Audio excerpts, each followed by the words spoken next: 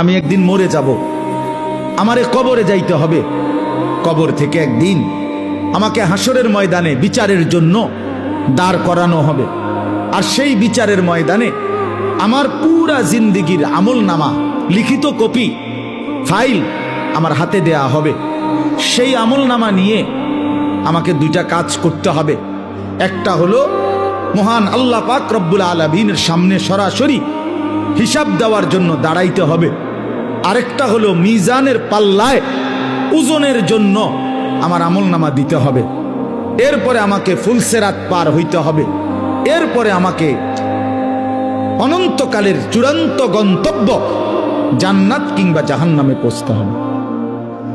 এই এতটুকু স্টেজ, মৃত্যু, কবর, হাসরের ময়দান, আমল নামা হাতে নেওয়া, আল্লাহ পাকের মুখোমুখি হওয়া, মিজানের পাল্লায় ওজনের জন্য দেওয়া, ফুলসেরাত পার হওয়া, অতঃপর জান্নাত বা জাহান্নামে পৌঁছা, এই বিষয়গুলো এক সেকেন্ডের জন্য, একদিনের জন্য আল্লাহর কসম, মোমেন ভুলে গেলে তার জিন্দেগি বরবাদ।